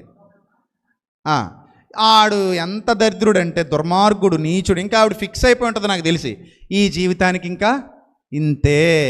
ఫిక్సే కదా? ఎవరైనా అంతే ఫిక్స్ అవుతారు. ఇంక ఈ జీవితానికి ఇంతే, నా బతుకులోకి వెలుగు రాదు, నా జీవితంలోకి ఇంక వెలుగు రాదు అని అనుకుంటుంది. అమ్మ దావీదటమ్మ గొలియాతుని చంపాడు. దావీదా మహానుభావుడు, ఆయన మనం చూడగలమా? ఆయన దగ్గరికి మనం వెళ్ళగలమా? కనీసం ఆయనతో కూర్చునే అవకాశం మనకు వస్తుందా? ఇలాగ అనుకుని ఉండొచ్చు ఈ అమ్మాయి. కానీ చరిత్ర ఏమైపోయింది? వన్ నైట్లో ఏమైపోయింది? చరిత్ర టర్న్ అయిపోయింది. అలాగైపోయింది అంతే. నాబాలు చచ్చాడు, దావీదు వచ్చాడు, దావీదు మెచ్చాడు, తాళి కట్టాడు, తీసుకెళ్ళి ఇంట్లో ఊహించింది అసలు దావీదుని పెళ్లి చేసుకుంటానని. సేమ్ లైక్ దట్ రూతు జీవితం మీరు అబ్జర్వ్ చేయండి. భర్త చనిపోయాడు, కరువులో ఉన్నారు, అత్తగారితో పాటు వెళ్ళింది, తోడుగోళ్ళు వదిలేసిపోయింది, వీళ్ళిద్దరే ఉన్నారు. ఆవిడేమో భక్తురాలు, ఈవిడ భక్తురాలు. జీవితం మోడుబారిపోయింది. అస్సలు ఊహించదు. భర్త చచ్చిపోతాడని ఊహించదు, చచ్చిపోయిన తర్వాత జీవితం ఇలాగ అయిపోద్దని ఊహించదు, ఇప్పుడు అత్తగారితో పాటు ఇలా ఉంటానని ఊహించదు, ఎక్కడికి వెళ్ళి పరిగెరుకోవాల్సినటువంటి పరిస్థితి వస్తుందని ఊహించదు. ఇవన్నీ కూడా ఇదే జీవితం అన్న ఇంకా కొన్ని సందర్భాల్లో మనకి ఏమనిపిస్తుంది అంటే నా లైఫ్ ఇంక ఇంతే అనుకుంటాం. అవునా కదా? అలా అనుకునే చచ్చిపోతారు కొంతమంది. ఇంక నా లైఫ్ ఇంతే, ఇంక నేను ఇంతే, ఇంకెటు కదలలేను, అన్ని దారులు మూసుకుపోయి ఇంక ఇంతే జీవితం. నువ్వు అనుకుంటున్నావు, అలాగ ఆయన అనుకోవట్లేదు. ఇంతే జీవితం అని ఎవరు అనుకుంటున్నారు? నువ్వు అనుకుని గిరిగీసుకుని బతుకుతున్నావు నూతులో కప్పలాగా. ఆయన అనుకోవట్లేదు నీ విషయంలో. నా మొగుడు చచ్చిపోయాడు, అత్తగారేమో ఇలాగ అయిపోయింది, తోటకోళ్ళేమో చక్కగా దాని దారి చూసుకుని వెళ్ళిపోయింది, ఇంకా నా బతుకంతా మా అత్తగారికి సేవ చేసుకుంటూ మూడు బారిపోయిన జీవితంలో వాళ్ళ పొలంలోకి వీళ్ళ పొలంలోకి వెళ్ళి పరిగెరుకుంటూ ఇట్టనే బతకాలి. ఇంకా నా ఆవిడ ఒకవేళ అనుకొని ఏ చెట్టుకో ఊరి తీసుకుని చచ్చిపోయింది అనుకోండి, ఏంటి జీవితం? అప్పుడు అందే తీర్మానం తీసుకుంది, నీ దేవుడే నా దేవుడు, నీ జనమే నా జనము. అబ్బా వండర్ఫుల్ తీర్మానం తీసుకుంది. అంతే, పైనుంచి బహుమానం వచ్చేసింది. తీర్మానం, వాగ్దానం, బహుమానం, అంతే. ఎక్కడ యజమాని బోయజు ఆ ఇంటికి పోయింది, ఇంకంతే. యజమానురాలు అయిపోయింది, అంతే. అసలు ఊహించి ఉంటుందా? బోయజు గారి ఇంట్లో నేను యజమానురాలు అవుతాను ఊహించి ఉంటుందా? ఆయన చేలో పరకేరు కొనకు వెళ్ళింది. ఆయన చేలో పరకేరు కొనకు వెళ్ళి ఇప్పుడు ఆయన పడక మీద కూర్చుంది. వెళ్ళి పరక నుంచి పడక దాకా వెళ్ళిపోయిందంటే ఎంత గొప్ప విషయం మీరు ఆలోచించండి. భార్యగా ఉత్తమ స్థానాన్ని అధిరోహించేసింది. ఎవరు ఊహించవండి జీవితంలో ఎలా ఉంటుందో. ఐగుప్తీలకు అమ్మేసిన తర్వాత బండి మీద పోయేటప్పుడు ఏమనుకుని ఉంటుంటాడు, నానబోయాడు, అన్నలు ఇలా చేశారు, ఇప్పుడేమో నేను అమ్మివేయబడ్డాను, వీళ్ళు తీసుకెళ్ళి ఏం చేస్తారో, పోతీపరికి అమ్మేశారు, ఆ ఇంట్లో దిక్కుమాలిన బతుకుతున్నాను, ఇదే నా జీవితం, ఇంతేనా బతుకింతే, ఇంకా నా బతుకు మారదండి, ఇంకింతేనండి అని అనుకున్నాడు అనుకోండి యోసేపు. అంతేనా? మీరు అలాగ అనుకుంటారు కదా చాలా సందర్భాలు, ఇంకా నా బతికింతేనండి, ఇంకా మారదండి. నీ ఊహలు అలాగే ఉంటాయి. నూతుల కప్పల దేవుని ఊహలకు విడిచిపెట్టు. అందుకే ఆయన ఏవి సిద్ధపరిచినో కంటికి కనబడవు, చెవికి వినబడవు, మనుష్య హృదయానికి అర్థం కావు, గోచరం కావు. అది ఆయన ఏర్పాటు. నువ్వేంటి ఊహించుకుంటావు? ఇలాగ అనుకున్నాడు అనుకోండి, ఏమయ్యేది? ఇంక చివరికి ఏమైంది? చెరసాల్లో పడేశారు, బిగించేశారు సంకెళ్ళేసి. ఇంక ఇంతే నా బతుకు, 2 ఏళ్ళు గడిచిపోయింది, ఇంకా దిక్కు దివానం లేదన్నా నిడిపించే నాదులు లేడు. అక్కడేమో అన్నయ్యలు మోసం చేశారు, ఇక్కడేమో ఈవిడ మోసం చేసింది, నా బతుకిలా తగలడింది, నేను దేవుని కోసం నిలబడితే ఇలా అయిపోయింది నా జీవితం అని ఒకవేళ యోసేపు అనుకుని అక్కడే ఆ సంఖ్యలతో ఉరి తీసేసుకుని చచ్చిపోయినాడు అనుకోండి, ఏంటి పరిస్థితి? యోసేపు చరిత్ర చదువుకునేవాళ్ళమా మనం? లేదు కదా. అది దేవుని నిర్ణయం. అక్కడి నుంచి తీసుకొచ్చి ఎక్కడ కూర్చోబెట్టాడు? ఉంగరం తొడిగించేశాడు. అన్నయ్యలు తీసుకొచ్చి మోకాళ్ళు వేయించేశాడు. ఫరో చక్రవర్తిని తీసుకొచ్చి నాయనా నన్ను వదిలే, అంతే, మొత్తం నీదే అనిపించేశాడు. ఆ స్థితికి నడిపించేశాడు దేవుడు. అందుకే చక్కటి తీర్మానం తీసుకుంటే వాగ్దానం, బహుమానం పరిగెత్తుకుంటూ రావాల్సిందే. మనం ఇదే జీవితాన్ని ఊహించేసుకోకూడదు. నా బతుకు అయిపోయింది, నన్ను ఇలా తగలేసేశారు, ఆడి చేతిలో పెట్టేశారు, ఆవిడ చేతిలో పెట్టేశారు, ఇంక ఇంతే నా బతుకు, నా జీవితం ఇంతే, ఇంక నేను చచ్చిపోవాల్సిందే, ఇంక నేను ఇంకెప్పటికీ ఇలాగే ఉంటాను, ఎప్పటికీ మా ఇంట్లో తిండి ఉండదు, ఎప్పటికీ మేము ఇంకా బట్టలు కూడా కొనుక్కోలేము, ఎప్పటికీ మాకు గౌరవం రాదు, ఎప్పటికీ నాకు ఉద్యోగం రాదు, ఎప్పటికీ నాకు ఏ సమస్యలు తొలగిపోవు అనుకోక అలాగా. ఏమో, నువ్వు ఆయన నీతిని, రాజ్యాన్ని వెతుకు.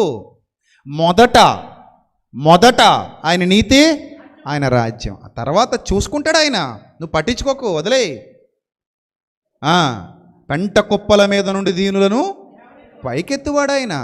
సింహపు పిల్లలు లేమి గలవై ఆకలి కొనునేమో కానీ జనం విధి అంటారు, మనం దేవుడు అంటాం.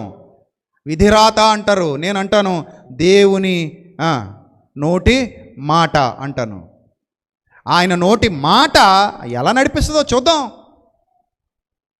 Will have a bright future. ఇంకా అందమైన జీవితం ముందుంది. కంగారు పడిపోకు, కృంగిపోకు, కుదేలైపోకు. ఏమో గోతులో పడిపోయామో, ఆ గోతులో నుంచి కూడా బయటికి తీసుకొస్తాడు. ఎందుకు భయపడిపోతున్నావు? ఇంతకంటే మంచి జీవితం ఉంది ముందు, ఇంతకంటే బంగారు జీవితం ఉంది ముందు. మంచి హోప్ కలిగుండు, ఆశావహ దృక్పథం అలవరుచుకో, నిరాశ నిస్పృహలతో బతక్కో. రూతు కంటే ఎక్కువ నిరాశ ఉందట నీ జీవితంలో, ఎస్తేరు కంటే ఎక్కువ నిరాశ ఉందట నీ జీవితంలో, మొర్దెకై కంటే ఎక్కువ నిరాశ ఉందట నీ జీవితంలో, ఇర్మియా కంటే ఎక్కువ నిరాశ ఉందా నీ జీవితంలో, యోబు కంటే ఎక్కువ నిరాశ ఉందా నీ జీవితంలో? చెప్పు. అబిగయిల్ కంటే ఎక్కువ నిరాశ ఉందా నీ జీవితంలో? మరి ఇంతమంది నిరాశ నిస్పృహలను పటాపంచలు చేసుకుంటూ ఆశావహ దృక్పథంతో ఉన్నత శిఖరాలను అధిరోహిస్తే, మంచి తీర్మానాలు తీసుకుని ఆయన వాగ్దానాలు బహుమానాలు సొంతం చేసుకుంటే, ఈ నూతన సంవత్సర సందేశం ద్వారా దేవుడు నీతోనే సూటిగా మాట్లాడుతున్నాడు. జాగ్రత్త, మంచి తీర్మానం తీసుకో. దేనికి కృంగిపోకు, దేనికి కృంగిపోకు. మంచి తీర్మానం తీసుకో, మంచి తీర్మానం తీసుకో. సొలొమోనులాగా. నెహెమ్యా గ్రంథం 10:32 నెహెమ్యా గ్రంథం 10:32 రేకాబీలు ఎంత మంచి తీర్మానం తీసుకున్నారు, దానియేలు ఎంత మంచి తీర్మానం, సొలొమోను ఎంత మంచి తీర్మానం, భక్తులందరూ అలాగే తీసుకున్నారు తీర్మానం. నా మట్టుకైతే బ్రతుకుట క్రీస్తు, చచ్చిపోతే లాభం. తీర్మానం అది, తీర్మానం కాదు అది. చెప్పండి, నా మట్టుకైతే బ్రతుకుట క్రీస్తు, చచ్చిపోతే లాభం తీర్మానమా కాదా? గట్టి చెప్పండి. తీర్మానమే. అందుకే బహుమానం. మంచి పోరాటము పోరాడి తిని నా పరుగు కడముట్టించి తిని నా కొరకు నీతి కిరీటం ఉంచబడి ఉన్నది. తీర్మానం తీసుకున్నాడు చెప్తాడు ఆ మాట. తాగుబోతుడికి రాసేకండి ఫ్లెక్సీలు. తాగి తాగి చచ్చిపోతాడు. మంచి పోరాటము పోరాడి తిని బ్రాందీ షాపు దగ్గర నా పరుగు కడముట్టించి తిని రాసేయడం, తోసేయటం మట్టిలోకి. 10 రూపాయలు ఫ్లెక్స్కి అవుతున్నాయి కదా అని ఇచ్చేయడం, రాసియించేయటం, ప్రింట్ వేసుకొచ్చేయటం, రోడ్డు మీద కట్టేయడం. అందరికి కట్టేస్తే ఒప్పుకుంటాడండి దేవుడు? నువ్వు పోరాటం ఎక్కడ పోరాడు? బ్రాందీ షాప్ దగ్గర పోరాడు. అక్కడ పోరాడి ఇక్కడ ఏమని రాశావు? మంచి పోరాటం పోరాడి తిని. ఎవరి కోసం పోరాడావు నువ్వు? మంచి పోరాటం పోరాడు పరుగు కడముట్టించావా? ఎక్కడ పరిగెత్తావు నువ్వు? ఎవరి కోసం పరిగెత్తావు నువ్వు? నీకోసం నీతి కిరీటం దాచి ఉంచాలా? తాగి తాగి చచ్చినందుకు, ఇక్కడికి వచ్చినందుకు సిగ్గుండాలి కదా రాయడానికైనా. మనం రాసేస్తాం అంతే. ఆడు ఎలా బతికాడో మనకు తెలుసు. మన కళ్ళ ముందు ఆడి జీవితం చూసాం, అన్నీ చూసాం, అయినా రాసేస్తాం అంతే. నాకు లేడు ఏమనంటే ఎడుతాం. అక్కడ అసలు అనకూడదు. వెళ్ళి తాగి తాగి చచ్చాడు కదమ్మా, ఎలా రాశారేటమ్మా అన్నాం అనుకో వెళ్ళి. ఇంకా అంతే. నువ్వేనేటి పాస్టర్వే, మాకు లేరేటి ఇంకా బోల్డ్ మంది ఉన్నారు. పాచామాలు కొంటామని ఎవరిని దోసేస్తే అని పట్టుకుపోవడానికి రెడీ కూర్చున్నారు. చూడండి, మనకు పక్కలేంది బయట ఆడేసామనుకోండి, ఆడు వస్తాడు పాచామాలు కొంటామని. అలా మనం ఇక్కడ నువ్వేనేటి ఇంకా బోల్డ్ మంది ఉన్నారు మాకు పోయానుకో, పాచామాలు కొంటామని వస్తాడు, పట్టుకుపోతాడు సైతానిగాడు. అలాగా ఏటి ఇలా ఇలా ఎందుకు రాశారని అడిగితే వెంటనే సీరియస్ అయిపోతారు. ఏంటిది ఏదో సరదాగా పిలిస్తే వచ్చి మేమేదో రాసుకుంటాం ఇక్కడ, తాగి తాగి చచ్చాడంటావా నువ్వు? తాగితే తాగాడు కానీ ఎప్పుడైనా ఏమన్నా అన్నాడా? ఓ దెబ్బ వేసేవాడు కానీ పెళ్ళాన్ని ఎప్పుడైనా భోజనం పెట్టడం మానేశాడా? కొడితే కొట్టేవాడు. అంటే ఈ రకంగా పాజిటివ్గా ఏమున్నాయా అని ఎత్తుక్కుంటారనమాట, పాజిటివ్గా. సో ఏదైనా రాస్తే మంచి తీర్మానం, చక్కటి తీర్మానం, దానికి ఫాలో అయిపోవాలి, కట్టుబడిపోవాలి. ఆ తీర్మానానికి ఏమైపోవాలి? కట్టుబడిపోవాలి, కట్టుబడిపోవాలి. చూడండి ఇక్కడ ఎంత చక్కటి తీర్మానం తీసుకున్నారు. నెహెమ్యా గ్రంథం 10:32 నెహెమ్యా గ్రంథం 10:32 మరియు నెహెమ్యా గ్రంథం 10:32 మరియు మన దేవుని మందిరపు సేవ నిమిత్తము మన దేవుని మందిరపు సేవ నిమిత్తము ప్రతి సంవత్సరము తులము వెండిలో 3వ వంతు ఇచ్చేదమని నిబంధన చేసుకుంటిమి. చూసారా? ప్రతి సంవత్సరం తులం వెండిలో 3వ వంతు ఇచ్చేస్తాం మన దేవుని మందిరపు పని నిమిత్తం, మన దేవుని మందిరపు సేవ నిమిత్తం, మందిర సేవ నిమిత్తం ప్రతి సంవత్సరం తులం వెండిలో 3వ వంతు ఇచ్చేస్తామని ఒక నిబంధన అట. చూడండి, సో ఎంత చక్కటి నిబంధన. 35వ వచనం చూద్దాం. మరియు మా భూమి యొక్క ప్రథమ ఫలములను, సకల వృక్షముల ప్రథమ ఫలములను ప్రతి సంవత్సరము ప్రభు మందిరమునకు మేము తీసుకుని వచ్చినట్లుగా నిర్ణయించుకుంటుమి. తీర్మానాలు. ఇప్పుడు సెమినార్ జరుగుతుంది, చక్కటి తీర్మానం. మన కొంతమంది పిల్లలు తీసుకున్నారన్న, ప్రతి సంవత్సరం కూరగాయలు ఎంతైతే అంత మా కుటుంబం అన్న అని 3 అన్నదమ్ములు, వాళ్ళది ఊరు సింగంపల్లి, వాళ్ళ 3 అన్నదమ్ములు ఫిక్స్ అనమాట. అన్న కూరగాయలు ఏమైతే అవి ఇంకా మాదేనన్న బాధ్యత, ప్రతి సంవత్సరం సెమినార్కి మేము ఈ తీర్మానం తీసుకున్నాం అని చెబుతున్నారు. సో ఇలాంటి చక్కటి తీర్మానాలు, ఇది దేవుని పని, ఇది దేవుని పరిచర్య. మందిర సేవ నిమిత్తము మేము ఇలాంటి నిర్ణయం తీసుకున్నాం. దేవుని పని కొరకు తీసుకునే తీర్మానాలు, పవిత్రంగా బతకడానికి తీసుకునే తీర్మానాలు, పవిత్రంగా జీవించడానికి తీసుకునే తీర్మానాలు, మారు మనసు పొందటానికి తీసుకునే తీర్మానాలు, కట్టబడటానికి, జీవించటానికి, వర్ధిల్లటానికి, అభివృద్ధి చెందటానికి పలు విధాల భక్తులు ఎలాగైతే తీర్మానం తీసుకున్నారో అలాంటి తీర్మానాలు తీసుకోవాలి. మరియ కూడా తీర్మానమే తీసుకుంది. అమ్మ కన్య, నీ గర్భాన్ని ఎవడు పుడతారు? దేవుని కుమారుడు పుడతాడు. మరి are you willing or not? అప్పుడు వెంటనే ఏమంది? ఎస్ మై లార్డ్, ప్రభు యొక్క దాసురాలను, నీ చిత్తము నా బ్రతుకులో నెరవేరిన తీర్మానం తీసేసుకుంది. అంతే, వన్స్ ఫిక్స్ అయిపోయింది. ఇంక తీర్మానం తీసేసుకుంది. ఇదిగో నేను ఇలా చేస్తాను, నేను ఇలా ఉంటాను, నేను ఇది చేస్తాను, ప్రభు నీ కోసం ఇది చేస్తాను, నేను చచ్చిపోయేంత వరకు నీ సేవలో ఉంటాను, నీకు నమ్మకంగా బతుకుతాను, ఇది నాది, ఇది నాది, ఇది నాది, ఇది నాది అనే నమ్మకత్వంతో తీసుకున్నటువంటి తీర్మానాలు ఎంత ఉన్నతమైన ఆశీర్వాదాలు మనం సొంతం చేస్తాయో అవి నీకు ఇప్పుడు కనబడకపోవచ్చు. ఏదో రూపంలో ఎలా వస్తాయో కూడా నీకు తెలియదు. అబీగయీలకు అలాగే వచ్చే ఆశీర్వాదం ఎలా వచ్చిందో కూడా తెలియదు. రూతుకు అలాగే వచ్చింది ఆశీర్వాదం, ఎలా వచ్చిందో ఊహల కందని ఆశీర్వాదాలు ఇవి. యోసేపు ఊహించలేదు ఎప్పుడు కూడా ఆ స్థితిలో ఉంటానని. దావీదు ఎప్పుడు ఊహించలేదు నేను ఆ స్థితికి వెళ్ళబోతున్నానని. అర్థమైందా? ఇలా భక్తులు ఎవరు కూడా ఊహించలేదు వాళ్ళ జీవితాల్లో ఇలాంటి మేలులు జరగబోతున్నాయని. అసలు చేపలు పట్టుకునే వాళ్ళు ఎప్పుడైనా ఊహించి ఉంటారా మేము అపోస్తలులం కాబోతున్నామని? మీరు చెప్పండి. మేము మా బతికింతే, ఇంకా వల వేసుకోవడం, వెళ్ళడం సముద్రం మీదకి, పట్టుకోవడం, చేపలు తెచ్చుకోవడం, అమ్ముకోవడం, బతకడం, ఇంతే మా బతుకు అని అనుకున్న జీవితాలు అవి. కానీ సడన్గా వాళ్ళ జీవితాలు ఏమైపోయినాయి? అంతే, వలలు విడిచిపెట్టి నన్ను వెంబడించండి అన్నాడు. తీర్మానం తీసేసుకున్నారు. ఓకే మై లార్డ్, వలలు విడిచిపెట్టేస్తాం, నేను వెంబడిస్తాం, ఇదే మా తీర్మానం, అంతే, రెడీ. కొంతమంది వలలు విడవటానికి ఇష్టపడక ఆయనను విడిచి వేరైపోయారట. కొంతమంది విడిచి వెళ్ళిపోయారు. సో వలలు విడిచిపెట్టి మమ్మల్ని వెంబడించండి అనగానే వచ్చేసినందుకు ఏమైపోయారు?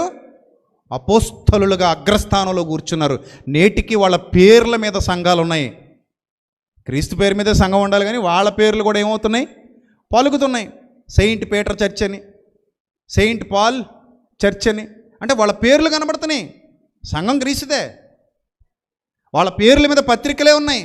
మత్తయి సువార్త, మార్కు సువార్త, లూకా సువార్త, యోహాను సువార్త, పేతురు పత్రిక, పౌలు రాసిన పత్రిక. సో ఇవన్నీ ఏంటి? వాళ్ళు తీసుకున్న తీర్మానాలు, వాళ్ళకిచ్చిన బహుమానాలు. సో తీర్మానం తీసుకోకుండా ఏ వాగ్దానం నెరవేరదు, ఏ బహుమానం నీ సొంతం కాదు. విజయప్రసాద్ రెడ్డి అనే సేవకుడు చాలా ఖచ్చితంగా చెప్తున్నాడు, చాలా బలంగా చెప్తున్నాడు, మీరు ఇచ్చే వాగ్దానాలకు ముందు తీర్మానాలు ఉండాలట. ఆయన ఎవరు వాగ్దానాలో మాకు అంటగట్టేస్తే కుదరదట. సో కాబట్టి వాగ్దానం మనదేదనేది కూడా బైబిల్లో వెతుక్కోవాలట. అవి యూనివర్సల్గా ఉంటాయట. ఇది సత్యం, బైబిల్ ఇలాగే ఉంది. ఆయన బోధించాడు ఈ బోధ మీరు ఇతరులకు కూడా పరిచయం చేయండి. ఈ వాక్యాన్ని మీరు షేర్ చేయండి. ఈ నూతన సంవత్సరంలో ఈ సందేశం వినండి, బాగుపడతారు.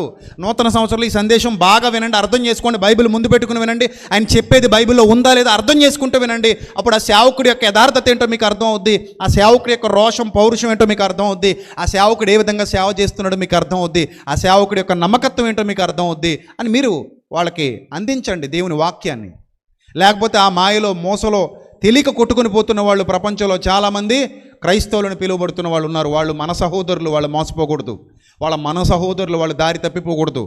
మన సహోదరులు వాళ్ళ అజ్ఞానంలోనికి వెళ్ళిపోకూడదు. వాళ్ళను కూడా అగ్నిలో నుండి తప్పించవలసిన బాధ్యత మన భుజస్కంధాల మీద దేవుడు మోపాడు.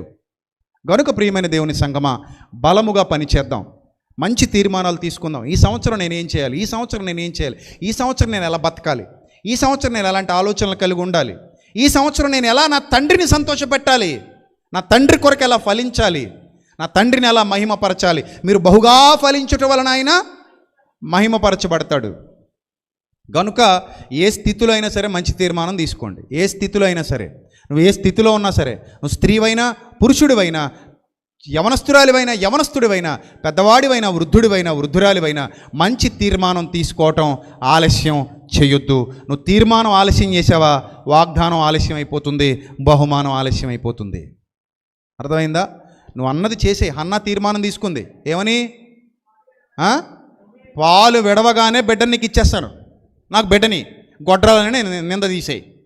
నువ్వు గొడ్రాలని నింద తీసేయి, పాలు విడవగానే పట్టుకొచ్చి బిడ్డని నీ చేతిలో పెట్టేస్తాను. తీర్మానం, తీర్మానం, వాగ్దానం, బహుమానం. తీర్మానం, వాగ్దానం, బహుమానం, టక్ టక్ టక్ మన ఎంత జరిగిపోయినాయి. తీర్మానం లేకుండా వాగ్దానం లేదు, బహుమానం లేదు. అందుకే నేను మిమ్మల్ని పునాది మీద నిలబెడుతున్నాను. తీర్మానం అనే పునాది మీద అందరు నిలబడండి, అందరు నిలబడండి. ఇప్పుడు ఇస్తానన్నప్పుడు ఇవ్వకుండా మాయ చేయకూడదు. ఇప్పుడు అన్న ఈ కొడుకుని ఇస్తానంది ఏం చేయాలి? ఇప్పుడు ఇచ్చేయాలి. నువ్వు మాట అన్నావా, ఇచ్చేయి, ఆయన చూసుకుంటాడు. ఇంక తర్వాత చూసుకుంటాడు. ఏలి చరిత్ర కనుమరుగైపోయింది. సమూయేలు వెళ్ళి మంచి స్టాండ్లో నిలబడ్డాడు. సమూయేలు మహాప్రవక్త అయిపోయాడు. ఏలి చరిత్ర, ఏలి కుమారుల చరిత్ర ఏమైపోయింది? కనుమరుగైపోయింది. కనుమరుగు. మెడ విరిగి చనిపోతాడు స్థూలదేహి, పిల్లలు చచ్చిపోతారు, ఈయన మాత్రం స్థిరంగా నిలబడిపోతాడు. అందుకే నీతిమంతుణ్ణి పడగొట్టడం ఎవడి వల్ల కాదు, యెహోవా యొక్క పునాదిని చెరపటం ఎవడి వల్ల కాదు. ఇలాంటి గొప్పదైన సత్యాన్ని నేర్చుకుంటున్నారు మీరు ఇక్కడ కూర్చొని. మరి అంతే కదా. నేను అనుకుంటాను ఇప్పటికీ, ప్రభువా మా పల్లెటూరిని ఎంత అందంగా అలంకరించావు తండ్రి దేవుని సత్యంతో అని. ఇప్పటికీ సెమినార్ పెడతాం. అసలు ఈ చిన్న ఊరికి ఇంతమందిని, వేల మందిని తీసుకొచ్చి కూర్చోబెడుతున్నాం అంటే మామూలు విషయం అది, మామూలు విషయం అది. ఏదో రాజమండ్రి, ఎవరండి మీ ఊరో? ఏదో రాజమండ్రి దగ్గర చిన్న పల్లెటూరు అండి. ఇప్పుడు పెద్ద పెద్ద సేవకులందరికీ తెలిసి ఈ పల్లెటూరు గురించి, ఎందుకంటే ఈ పల్లెటూరులో విజయప్రసాద్ రెడ్డి అనేవాడు ఉన్నాడు కాబట్టి. సో ఇప్పుడు అందరూ వస్తారు, ఇక్కడ చక్కగా వాక్యం నేర్చుకుంటారు. దేవుని పిల్లలందరూ వస్తారు, వచ్చి ఇక్కడ వాక్యంలో ఎదుగుతారు, వర్ధిల్లుతారు. అది దేవుడు మనకిచ్చినటువంటి ఘనత, అది దేవుడు మనకిచ్చినటువంటి ఆధిక్యత. ఆయనకే మహిమ కలుగునుగాక, ఆయనకే మహిమ కలుగునుగాక. సో కాబట్టి ప్రియమైన దేవుని సంఘమా, తీర్మానం చక్కగా తీసుకుందాం.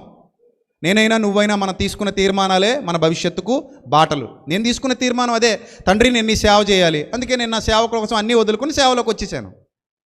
నేను సేవ చేయాలి, నీ సత్యాన్ని ఇంకా వ్యాపింప చేయాలి. నేను తీసుకున్న తీర్మానాలు గట్టిగా నిలబడ్డాను. నా దేవుడు నాకు తోడుగా ఉన్నాడు. ఆయన పని కొరకు తీసుకున్నానేమో ఈరోజు ఈ స్థితిలో నిలబెట్టాడు.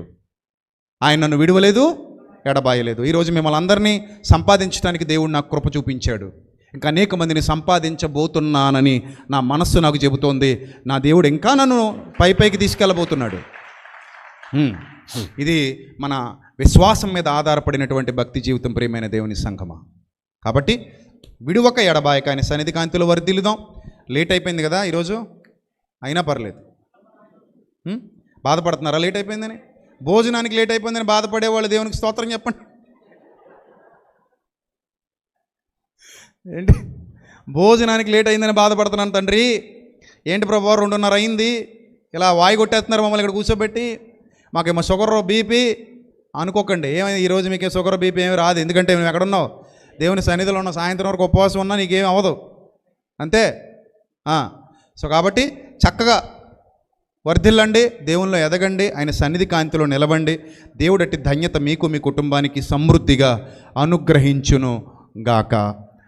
ఆమెన్. కాబట్టి ఇక 10 రోజుల్లో మనం ఒక మహా కార్యక్రమం చేయబోతున్నాం. అందరికీ వచ్చిన వాళ్ళందరికీ ఉచితంగా భోజన వసతి ఏర్పాటు చేయబోతున్నాం. గొప్పగా అనేక మందిని నిలబెట్టే పరిచర్య చేయబోతున్నాం. గనుక ప్రియమైన దేవుని సంఘమా,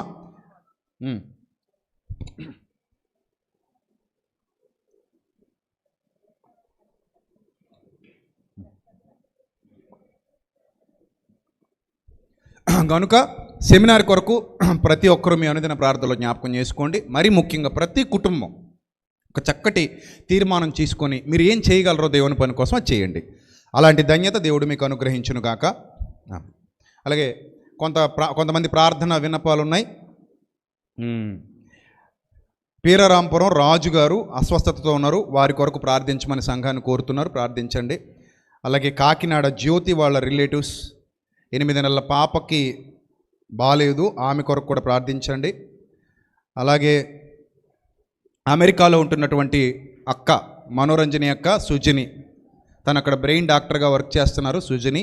సో వాళ్ళు మన మినిస్ట్రీకి ప్రతి సంవత్సరం సెమినార్కి వాళ్ళు సహకారులుగా ఉంటారు. సో వారి కొరకు అలాగే సుజని కొరకు కూడా మీ అనుదిన ప్రార్థనలో జ్ఞాపకం చేసుకొని అక్క కోరుతున్నారు. అలాగే కళావతి అక్క వాళ్ళ అబ్బాయి రంజిత్, ఒక భయంకరమైన యాక్సిడెంట్ అయింది, అసలు ప్రాణాపాయం, చనిపోవాల్సిన బిడ్డని దేవుడు బ్రతికించాడు. త్వరలో అబ్బాయి కోలుకుంటాడని అప్పటి నుంచే ఆశావహ దృక్పథంతో ఉన్నాం. కోలుకున్నాడు, ఇంకా కోలుకోవాలి, ఇంకా మంచి పరిస్థితుల్లో అబ్బాయి దేవుని పరిచర్యలో కూడా వాడబడాలని, ఆ కుటుంబం వాడబడాలని ఆ బిడ్డ కొరకు కూడా మనం ప్రార్థిద్దాం. అలాగే కొమరిపాలెం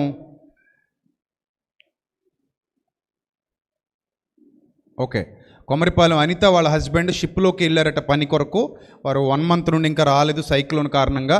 సో ఆయన ఏ అపాయం సంభవించకుండా క్షేమంగా ఇంటికి తిరిగి వచ్చే విధంగా ఆయన కొరకు కూడా ప్రార్థిద్దాం.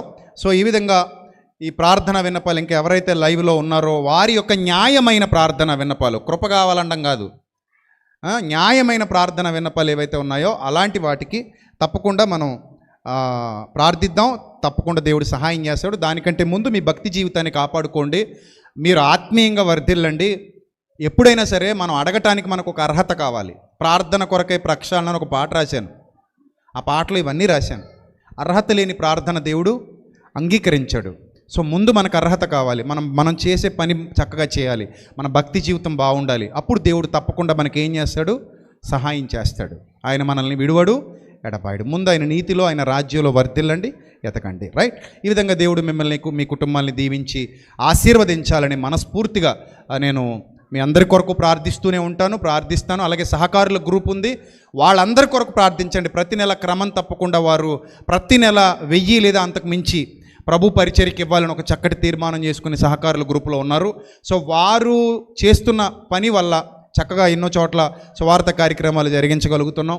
సో కనుక వారి కొరకు కూడా మీ అనుదిన ప్రార్థనలో జ్ఞాపకం చేసుకోవాల్సిందిగా కోరుతున్నాను. అలాగే ఎవరైనా సెమినార్ నిమిత్తం సహకరించాలనుకునే వారు కూడా సిద్ధపడండి. మన యొక్క వివరాలు మీకు లైవ్లో కూడా ఇస్తున్నాం, అలాగే ఇక్కడ కూడా ఇస్తాం. భోజన కార్యక్రమాలకు కానీ సెమినార్ కార్యక్రమాలకు కానీ ఎవరైనా ఒకవేళ సహకరించాలనుకుంటే సిద్ధపడి ఉండాలని మీ అందరికీ ప్రేమపూర్వకంగా తెలియజేస్తున్నాను.